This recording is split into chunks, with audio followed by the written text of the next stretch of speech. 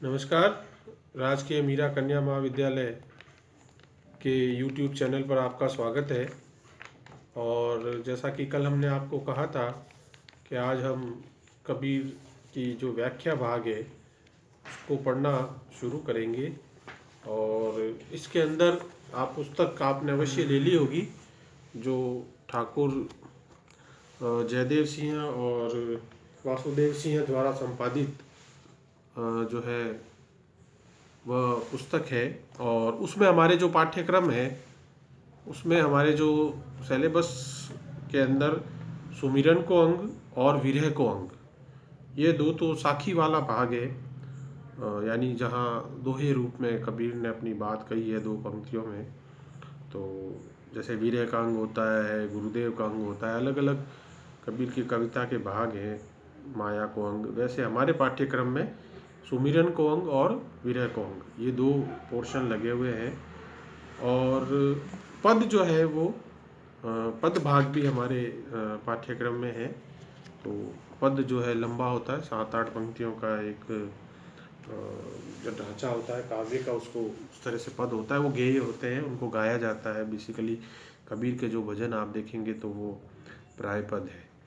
तो सुमिरन को अंग जो है हमारे पाठ्यक्रम में है। सुमिरन मतलब स्मरण, मूल शब्द बना है स्मरण से, ईश्वर को याद करना, ईश्वर का नाम लेना, वही जो है सुमिरन कहलाता है। और स्मरण से जो है वो तद्भव में बदलकर सुमिरन हो गया।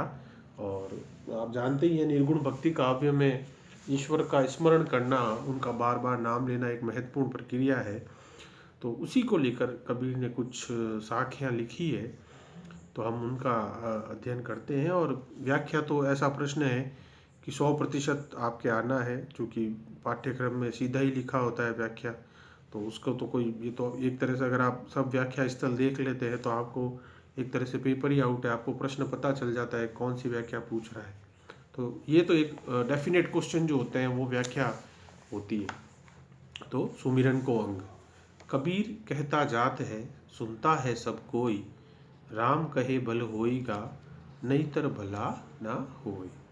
कबीर कहता जात है, कबीर कहता है, अपनी बात कहता है, हर एक संत भक्त अपनी बात कहता है, सुनता है सबको, और हम सब लोग उसको सुनते हैं। पूरी दुनिया उसको सुनती है। कोई ज्ञानी, कोई विचारवान, कोई भक्त बात कहता है कोई, उसको हम सब सुनते हैं। राम कहे भल होइगा, नहीं तर भला ना होई।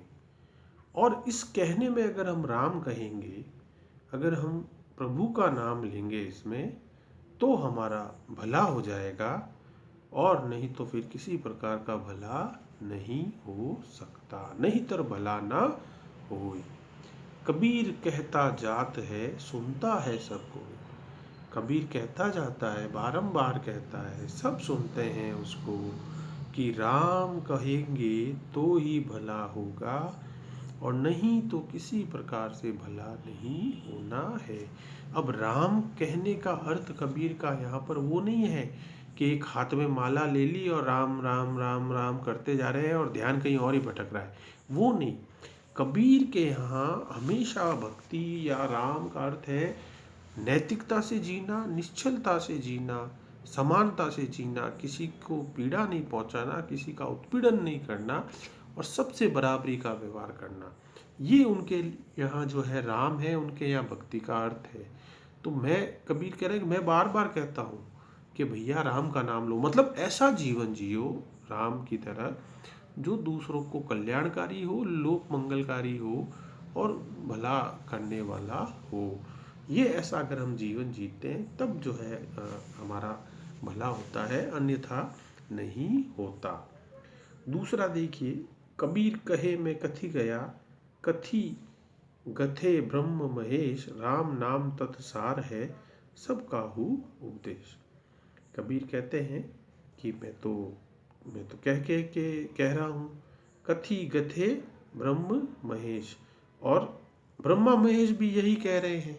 यानी हमारे यहाँ त्रिदेव की कल्पना है, विष्णु ब्रह्मा, शिव ब्रह्मा और जो है विष्णु।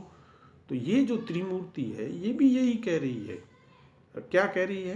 राम नाम तत्सार है, सब काहू उपदेश। और सब क्या उपदेश देते हैं कि राम नाम ही तत्व सार है, यानी इस तत्व का, यानी इस दुनिया का, हमारे जीवन का, हमारे मनुष्य होने का वही एक सार है। वो सार है राम का नाम। क्योंकि निर्गुण भक्तों के यहाँ मूर्ति पूजा नहीं थी, कोई अवतार वाले ईश्वर तो नहीं थे, लेकिन चूंकि हमें भक्ति करने के लिए किसी नाम का सहारा था, किसी को तो हमें संबोधन करने के लिए नाम होता है ना भाई। बच्चा, कोई भी बच्चा बोली 2 महीने का भी होता है तो उसको भी हम पुकारते हैं तो एक नाम चाहिए होता है। तो वैसे कबीर जो है भक्ति में वो शब्द राम का चुनते हैं, लेकिन इनके राम और तुलसी के राम में फर्क है। और यहाँ कबीर का अर्थ वही है, कबीर हमेशा भक्ति को जीवन से जोड़ते हैं। तो राम नाम तत्सार है सबका ऊपर। सब ने क्या उपदेश दिया कि राम का नाम ही सार है और बाकी सब बेकार बातें हैं, यानी बाकी जो तमाम चीजें करते हो उससे कोई मतलब नहीं है।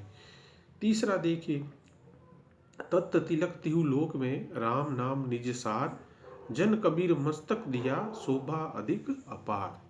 तत् तत्त तिलक तिहु लोक में, तीनों लोक में तिलक अपन करते हैं, सर पे तिलक वो दिखता है दूर से, एक पहचान होती है, एक वो होता है। तो तीनों लोकों में जो तिलक की तरह, यानी जो महत्वपूर्ण है, जो काम का है, वो क्या है? राम नाम निज सार। वह है वो प्रभु राम का नाम का सार है, यानी ईश्वर का अगर हम नाम ले लेते हैं। अब ईश्वर को याद करने का अर्थ यही तो हुआ ना भाई। हम ईश्वर को कब याद करते हैं? जब कष्ट में होते हैं, बेईमानी करते हैं, बदमाशी करते हैं, तभी तो ईश्वर को हम याद करते हैं उसी समय। कबीर कहते हैं कि अगर हम अपने जीवन को इस तरह से ढालने के रोज ही ईश्वर को हम याद आए, रोज हम ईश्वर को याद कर ले, उसके बताए मार्ग पर चले, तो कोई प्रॉब्लम ही नहीं है। अब दुर्भाग्यपूर्ण स्थिति यही है कि हम सब ईश्वर को याद ही तब करते हैं जब हम कष्ट में आते हैं, बीमारी में आते हैं, कोई नुकसान में आते हैं, तब करते हैं।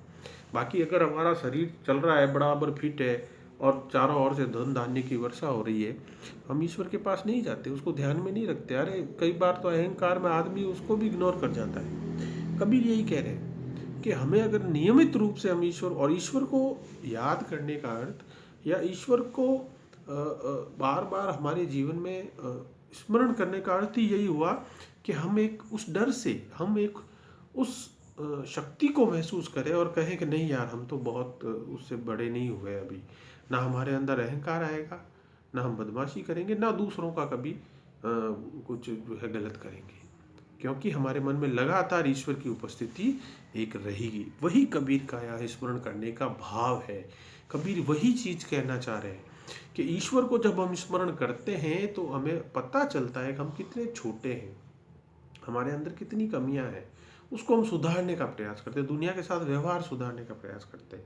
जब हम अहंकार में आ जाते हैं, ईश्वर को याद ही नहीं करते हैं, तभी हम प्राय जो है वो गलत करते हैं। तो तत्त तिलक तिहु लोक में राम नाम निज सार, तीनों लोकों में तिलक की भांति जो चमकने वाला है, जो एक तरह की बात होती है, वो राम नाम का सार है। और जन कबीर मस्तक दिया शोभा अधिक अपार।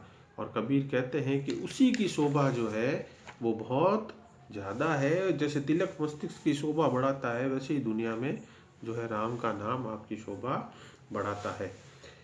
भक्ति भजन हरि नाव है दूजा दुख अपार, मनसा वाचा कर्मणा कबीर सुमिरन सार। भक्ति भजन हरि नाम है, ईश्वर की जो भक्ति करना है, उसका जो नाम लेना है, वही जो है हमारे सब कुछ जीवन का सार है। दूजा दुख अपार, और दूसरे सब धन फन, दूसरे सब जितनी कूद आप कर रहे हो, वो दुखों का कारण है ही है। हम रोज सोचते हैं उसके पास ये है, इसके पास ये है, उस व्यक्ति के पास मेरे से अच्छी साड़ी है, उसके पास मेरे से अच्छा सूट है, उसके पास मेरे से अच्छा मोबाइल है। ये सब किस लिए? यही तो कष्टों के कारण होते हैं ना। उसके पास नई स्कूटी आ गई, मेरे तो घर वाले दिलाते नहीं है। ये दूजा दुख अपार, ये सब दूसरी सब मायाएं हैं, दूसरी सब जो है वो दुखों का कारण है। ईश्वर की भक्ति जो है वही हमारी नाव है। यानी ये जो एक संसार आप जानते ही हो, एक समुद्र की तरह कल्पना की गई है, पानी का लहरें बड़ी फैली हुई है, उनसे पार पाने के लिए हमें भक्ति रूपी नाव चाहिए। मनसा वाचा कर्मणा कबीर सुमिरन सार। और मन वचन कर्म से कबीर जो है कहते हैं कि सुमिरन ही सार है। ईश्वर को स्मरण करना ही मन वचन कर्म से, यानी तीनों बातें, मन से भी, वचन से भी और कर्म से भी। अब ये देखिए कर्म यहाँ आया, कर्म, कर्म का सुमिरन से क्या लेना देना है? वो यही लेना देना है कि हम इस तरह से कर्म करें कि ईश्वर जो है वो जो है हमारे उतना पास रहे। हम ऐसे इस तरह से काम करें कि हमारे कामों से ही ईश्वर हमें जो है बहुत सहायक हो। हमें उस तरह से वर्क करना चाहिए। अगर आप कहीं काम कर रहे हैं, जॉब कर रहे हैं, तो वहाँ पूरी मन से ईमानदारी से काम करें तो आपको ईश्वर प्राप्त होती। कबीर जुलाहा थे, पूरा परिश्रम करके खाना खाते थे। वो जितने भक्त काल के कवि हैं वो सब परिश्रमी हैं। सब लोग कुछ ना कुछ बिजनेस कर रहे हैं, धंधा कर रहे हैं, मेहनत कर रहे हैं। दर्जी है, कोई कोई मोची है, कोई क्या है, सब काम करके पैसा करके कमाने वाले हैं। ये बात होती है मनसा वाचा कर्मणा। ये बात तब आदमी जो है। अगला देखिए, कबीर सुमिरन सार है और सकल जंजाल, आदि अंत सब सो दिया, दूजा दुख अपार। दूजा देखो काल। कबीर सुमिरन सार है, वापस वही बात आई। और सकल जंजाल, बाकी सब सकल जंजाल है, बाकी सब इधर उधर है। आदि अंत सब सो दिया, दूजा देखो काल। और हमने आगे पीछे सारी दुनिया इधर उधर सब देख ली, सो दिया। अब देखो, शोधना अपने मारवाड़ी का शब्द है ना, शोधना। ऐसे तो वो देखो कहाँ पहुंचा कबीर के यहाँ। यही संतों की बात है ना। दूजा देखो काल, और जो है दूसरा आप फिर जो है फिर बाकी सब तो फिर काल के रास्ते पे ही ले जाने वाली चीजें हैं। चिंता तो हरि नाम की और न चितवे दास। कबीर क्या कहते हैं, चिंता किसकी करनी चाहिए? अरे हरि नाम की। चिंतन किसका करना चाहिए? हरि के नाम का। देखिए, राम आया एक शब्द, हरि आया, तो आप पर परीक्षा में अगर कबीर की भक्ति भावना आती है या इस तरह की कोई व्याख्या आती है, प्रश्न आता है, तो आप बता सकते हैं कि कबीर अपने ईश्वर को कभी हरि बोलते हैं, कभी राम बोलते हैं। नाम तो देना है एक, लेकिन इनके राम और हरि दूसरों से अलग है। चिंता तो हरि नाम की और न चितवे दास। और किसी प्रकार की कोई चिंता नहीं होती और किसी की चिंता करनी भी नहीं है। जे कछु चितवे राम बिन, सोई काल के पास। और जो राम की चिंता नहीं करते हैं और सब इधर उधर में रहते हैं, तो वो कहाँ जाते हैं? सोई काल के पास। वो कहाँ पहुँच जाते हैं? काल के पास। यानी जो लोग राम की चिंता छोड़कर और जो है दूसरी इधर उधर की फालतू चिंताएं करते घूमते हैं, वो तुरंत ईश्वर के पास पहुंच जाते हैं। और आज हमारे जिस दौर में हम जी रहे हैं, वहाँ पर तो ये सब चीज़ें हमें बहुत कबीर की बहुत करीब से समझ आनी चाहिए। फालतू इधर उधर दौड़ भागी कहीं मत करो भाई। अभी अभी घर पे रहो, मास्क पहनो, सुरक्षित रहो। नहीं तो सीधा कहाँ जाएंगे? सोई काल के पास। ज़्यादा उछल कूद की, ज़्यादा इधर उधर की बातें, कुछ भी इधर उधर किया तो बैठा है अपना कोरोना भाई ले जाने के लिए। ये बात है। तो चिंता करनी है तो अभी सिर्फ हरि नाम की, बाकी सब जो है वो काम का नहीं है। पंच संगी पीव पीव करे, छठा जो सुमरे मन, आई सूती कबीर की पाया राम रतन। पांच इंद्रियां होती है अपनी और छठा मन होता है अपनी। छह इंद्रियां एक तरह से मान सकते हैं, वैसे पांच मानी जाती है। पंच संगी पीव पीव करे, ये पांचों इंद्रियां जो है वो प्रभु की रट लगाती है। छठा जो सुमरे मन, और छठी इंद्रिय हमारी मन क्या करती है? वो याद करती है, निरंतर प्रभु का स्मरण करती है। आई सूती कबीर की पाया राम रतन। और कबीर कहते हैं कि जैसे स्वाति जो स्वाति की जब बूंदें गिरती है ना सीप के अंदर, तो वो मोती बन जाता है। वो बूंद गिरते ही, स्वाति की बूंदें जो सीप के अंदर गिरती है और वो मोती बन जाती है। और फिर क्या मिलता है? पाया राम रतन। और हमें ईश्वर के रूप में एक रत्न जो है मिल जाता है। यानी जैसे स्वाति की बूंदें उसमें गिरती है सीप के अंदर और फिर मोती बन जाती है, वैसे ही अगर हम ईश्वर को ध्यान रखेंगे, हम जीवन शैली वैसी रखेंगे, हम अच्छे कार्य, परिश्रम कार्य, अपनी मेहनत से खाना, किसी का हक नहीं मारना, निश्चलता से जीना, कुटिलताएं नहीं करना, ये सब चीज़ें करेंगे तो पर छठा जो सुन, तो पांचों इंद्रियां और छठा हमारा मन, वो सब हमारे लिए सहायक होंगे ईश्वर की प्राप्ति के लिए। और ईश्वर को प्राप्त करना मतलब कोई आडंबर, अंधविश्वास और वो वाला नहीं, वैसा नहीं, बल्कि सहज जीवन जी के, निर्भीक जीवन जी के, वो जो है ईश्वर को प्राप्त करना। तो आज हमने जो है कुल 7 साखियाँ जो है वो हमने अभी पढ़ी। और आप जो है इनको वापस मेरा वीडियो देखकर आप पुस्तक में से स्वयं आप करने का प्रयास करेंगे और फिर कल हम और आगे की साखियों पर चर्चा करेंगे।